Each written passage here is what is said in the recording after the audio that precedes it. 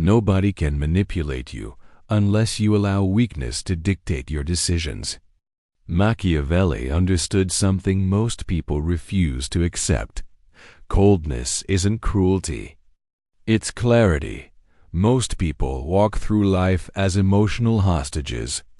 They react instead of respond. They feel instead of think. They surrender power to anyone who knows how to push the right buttons. But Machiavelli saw through the comfortable lies we tell ourselves about human nature. He understood that emotional weakness creates predictable patterns.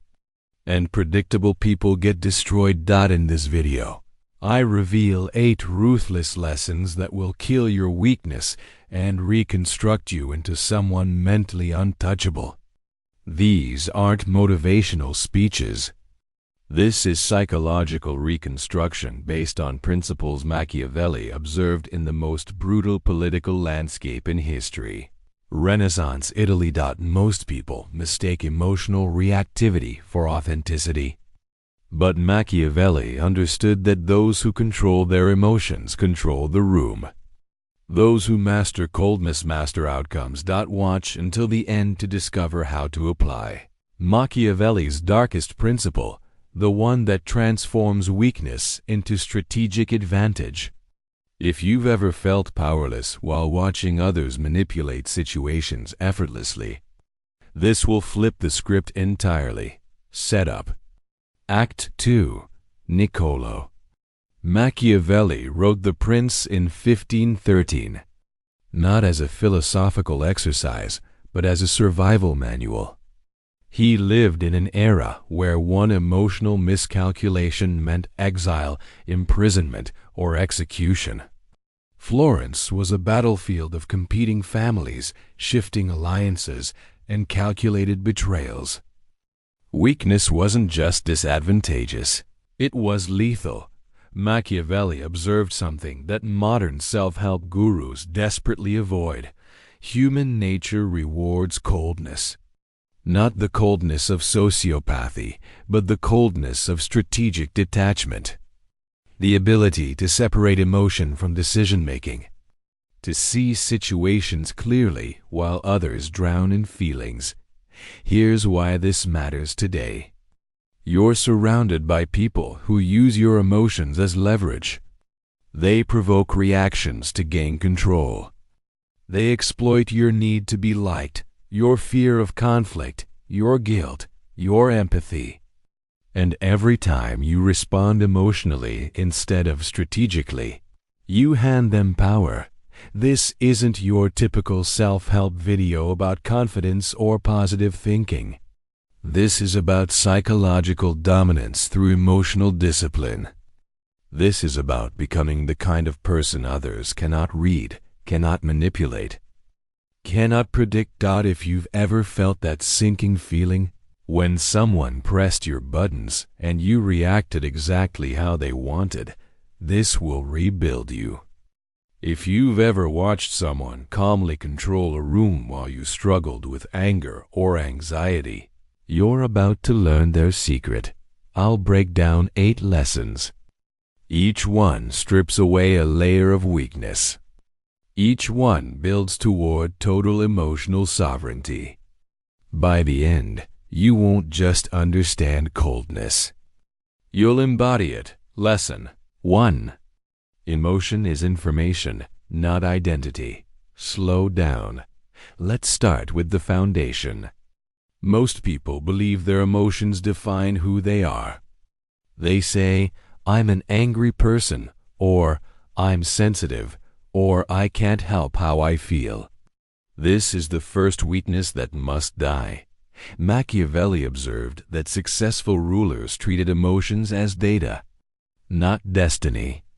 In The Prince, he writes about leaders who could feel rage but never act from it, who could experience fear but never let it dictate strategy. The distinction is crucial. Feeling emotions is inevitable. Being controlled by them is a choice. Here's what this means in today's world. Your coworker insults you in a meeting. Immediately, You feel anger rising. Your heart rate increases. Your face flushes. That's the emotion, pure biological response. But here's where most people fail. They mistake the feeling for a command to act. The weak person lashes out immediately. They defend themselves emotionally, raise their voice, and create a scene. They've just handed control to the person who provoked them. The manipulator got exactly what they wanted, proof that you're emotionally manipulable. The cold person? They feel the same anger, but they recognize it as information. This person is testing me. They want a reaction. Why? The emotion becomes intel. It tells you someone sees you as a target. It reveals their strategy, but it doesn't control your response. But here's the part nobody talks about. This isn't about suppressing emotions. Suppression creates internal pressure that eventually explodes. This is about creating distance between stimulus and response. Viktor Frankl said there's a space between stimulus and response, and in that space lies your power. Machiavelli understood this centuries earlier. The psychological mechanism is simple but transformative. When you label an emotion as information rather than identity, you activate your prefrontal cortex, the part of your brain responsible for strategic thinking. You literally shift from reactive mode to analytical mode. Brain scans show this transition happens in seconds when properly trained. So when someone tries to provoke you, do this instead. Pause. Recognize the emotion. I'm feeling anger. Label the source. They're trying to provoke me. Ask the strategic question. What do they gain if I react? Then choose your response based on outcome, not feeling. You might choose to respond with calculated coldness. You might choose silence. You might even choose to appear affected while remaining internally detached, making them think they succeeded while you gather information about their tactics. Most people are emotional puppets. Their strings are visible to anyone who knows where to pull. But when you treat emotion as information, you cut the strings. You become unmanipulable because your responses are no longer predictable. But this next lesson reveals something even more powerful: the dark psychology of why people specifically target your emotions in the first place. Lesson 2. Your reaction is their power. SOURC. Lesson 2. Every person who provokes you is feeding on your reaction. Machiavelli understood power dynamics as energy transfers. When someone attacks you verbally, insults your work, or questions your competence, they're not just expressing themselves. They're attempting to extract a specific response from you. Your visible anger, your defensive justification, your hurt. These reactions literally feed their sense of power. In Renaissance politics, this was obvious. A duke would insult a rival publicly, not to speak truth, but to watch them lose composure. The moment the rival became emotional, they appeared weak to everyone watching. Power transferred from the reactive person to the provocateur. The game was transparent because the stakes were explicit. Here's what this means in your world. That person who keeps making subtle digs at you isn't doing it randomly. They're harvesting reactions. Every time you visibly react, even if you hide the anger but they sense your discomfort, they get a neurochemical reward. They feel powerful because they proved they can affect you. This is fundamental dark psychology. Human beings are wired to seek influence over their environment. When someone discovers they can reliably trigger your emotions, you become a source of power for them. They'll return to that well repeatedly because it works, but here's where it gets darker. The more you react, the more they're conditioned to target you. It's operant conditioning, the same mechanism that trains rats in laboratories. Your reactions are their rewards. You're training them to manipulate you. Think about the person in your life who constantly pushes your buttons. Now think about why they keep doing it. Because it works. Because you keep giving them the reaction they're harvesting. You're their emotional supply. Machiavelli wrote that appearing affected by an insult is more damaging than the insult itself. The insult is just words. Your reaction is proof of vulnerability. And in any power dynamic, visible vulnerability invites further attacks. The psychological principle here is called emotional contagion and social dominance. When you react emotionally to someone's provocation, you're unconsciously signaling submission to their frame. You're accepting their definition of the situation. They threw out bait, and you bit dots, so when someone tries to extract a reaction from you, do this instead. Recognize what's happening. This is an attempted power transfer. Then make a choice. Deny them the supply. Respond with complete emotional neutrality. Not cold hostility, that's still a reaction. Not fake cheerfulness that reveals effort. True neutrality. Imagine someone insults your intelligence in a group setting. Most people either get defensive or try to prove themselves. Both reactions confirm the power transfer. The cold response? A slight pause, a minimal acknowledgement like interesting perspective, and then continuing exactly what you were doing. No explanation. No defense. No visible emotional shift. You've just starved them of supply. And here's what happens next. They'll usually escalate once or twice, trying to get the reaction they're hunting for. But if you remain a stone wall, they'll eventually redirect their energy elsewhere. You've become too expensive to manipulate. Watch how this transforms your relationships. People who constantly provoked you will suddenly lose interest. Why? Because you're no longer providing them with the power source they were extracting. You've cut off their supply. If you're still watching, you're already ahead of 95% of people who will never understand this. Most people spend their entire lives being emotional supply for others, never realizing they're in a predator-prey relationship. But this next principle is even more ruthless because it reveals why weakness is contagious and how cutting off weak people is actually strategic. Compassion. Lesson 3. Weakness is contagious quarantine. IT Lesson 3.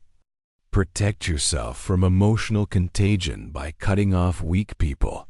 Machiavelli advised princes to carefully select their closest advisors, warning that weak counselors create weak decisions. He observed that one fearful voice in a council could infect an entire room with hesitation. In chapter 22 of The Prince, he explicitly states that the quality of a ruler is revealed by the quality of those around him.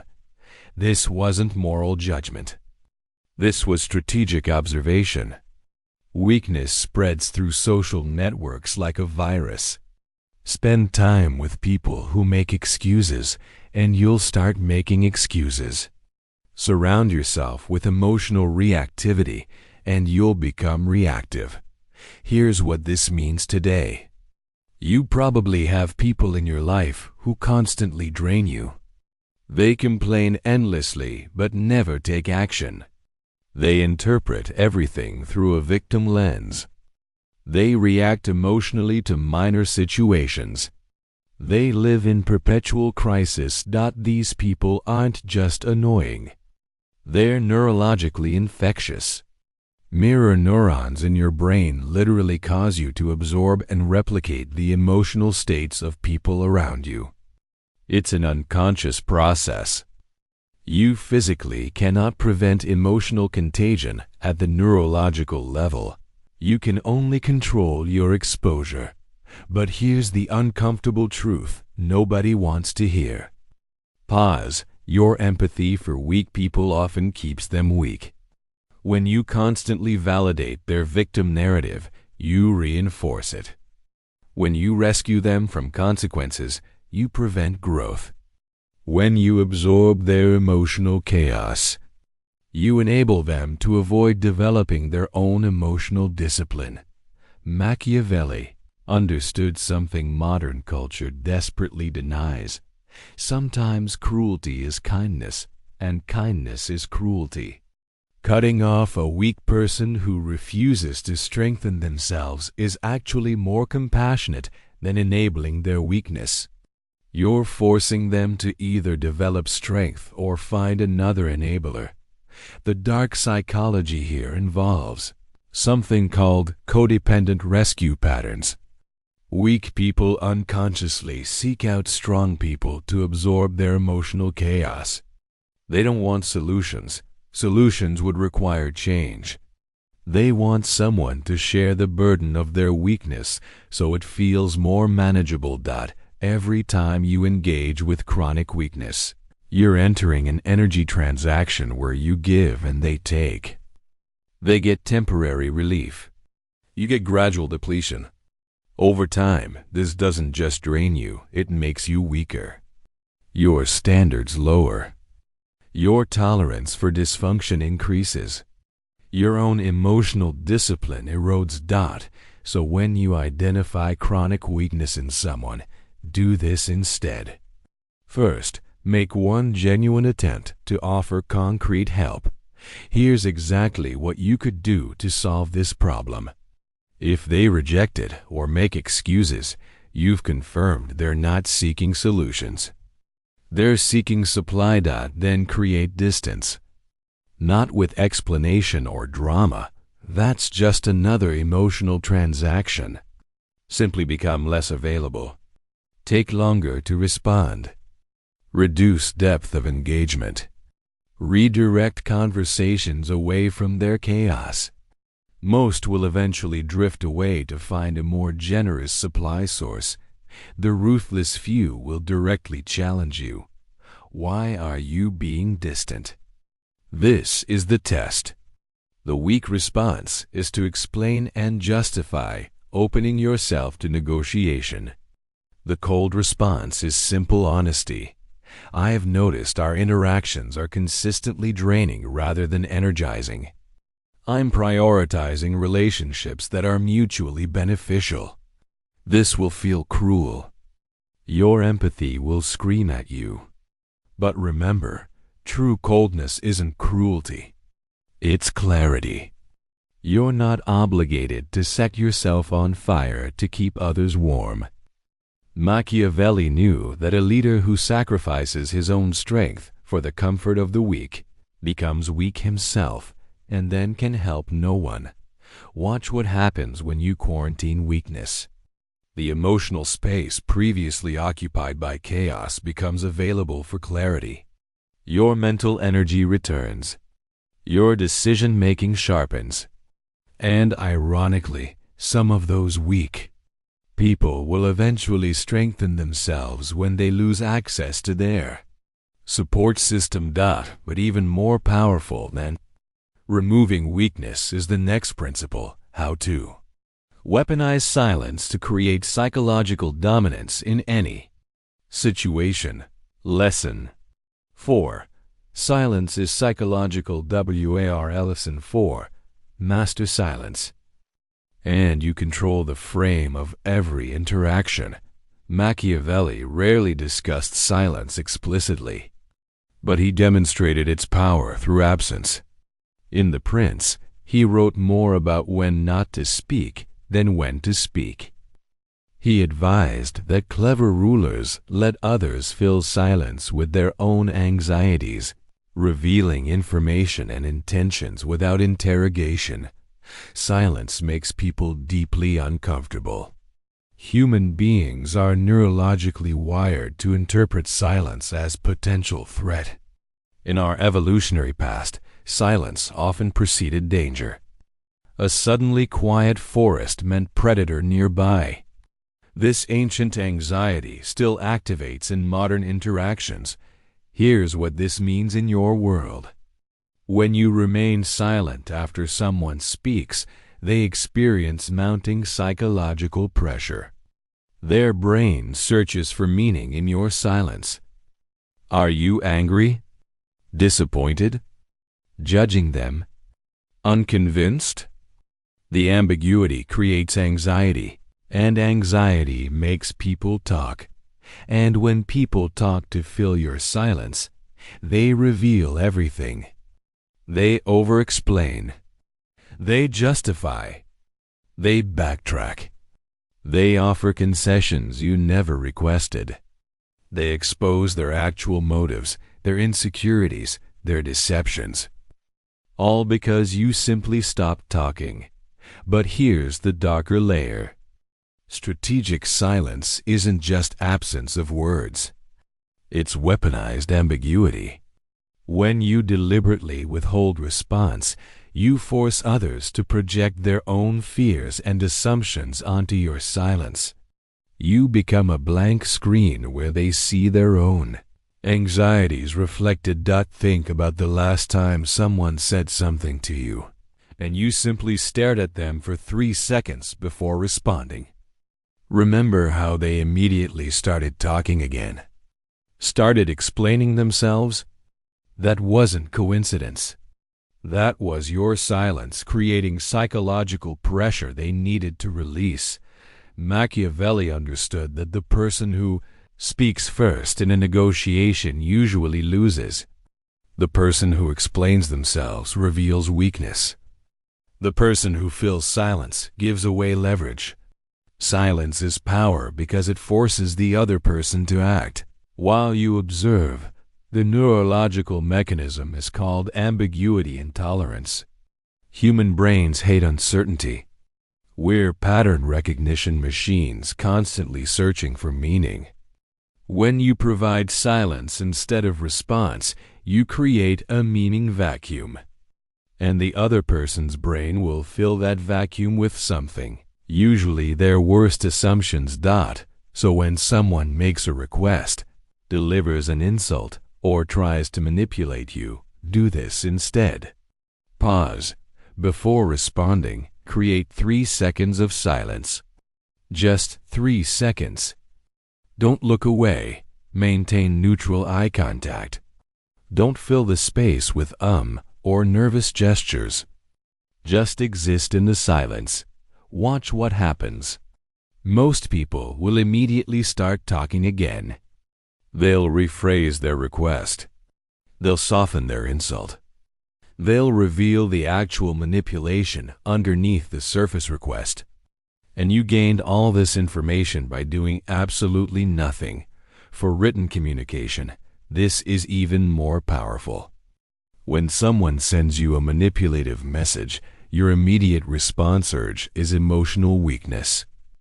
The cold response? Delay. Let hours pass. Let days pass if strategic. Your silence communicates that their manipulation didn't create urgency for you. It signals that you operate on your timeline, not theirs. They'll often send follow-up messages, each one more revealing than the last. The mask slips. The real agenda emerges. And you learned everything you needed to know without asking a single question. Here's the advanced application. In any interaction where someone is trying to extract something from you, time, resources, emotional labor, commitment, respond to their request with a simple, "Let me think about that." Then silence. No explanation of why you need to think. No timeline for when you'll decide. Just that single sentence, followed by silence. This does 2 things. First, it prevents you from making emotional decisions. Second, it transfers pressure from you to them. They're now waiting on your decision, wondering what you're thinking, anxious about your answer. You've flipped the power dynamic entirely. Machiavelli knew that men who talk too much appear desperate to convince. Men who remain silent appear certain of their position. Silence communicates confidence even when you feel uncertain internally. It's the cheapest, most powerful tool in psychological warfare, but even silence can be defeated if you haven't mastered the next principle, one that protects you from the most sophisticated manipulation tactic humans have developed. Now, you understand what Machiavelli knew. Weakness isn't moral failure, it's strategic vulnerability. Coldness isn't sociopathy, it's emotional sovereignty. And becoming mentally untouchable isn't about shutting down your humanity. It's about refusing to let your humanity be used against you. Let me give you the quick recap. Lesson 1. Emotion is information, not identity. Lesson 2. Your reaction is their power source. Lesson 3. Weakness is contagious, quarantine it. Lesson 4. Silence is psychological warfare. Lesson 5. Never explain yourself to manipulators. Lesson 6. Kill your need to be liked. Lesson 7. Develop predatory awareness. Lesson 8. Never reveal your full hand. If you apply even one of these lessons, you'll notice power shifting in your relationships. If you apply all 8, you'll become fundamentally different from who you were before this video. The question isn't whether these work. History proves they work.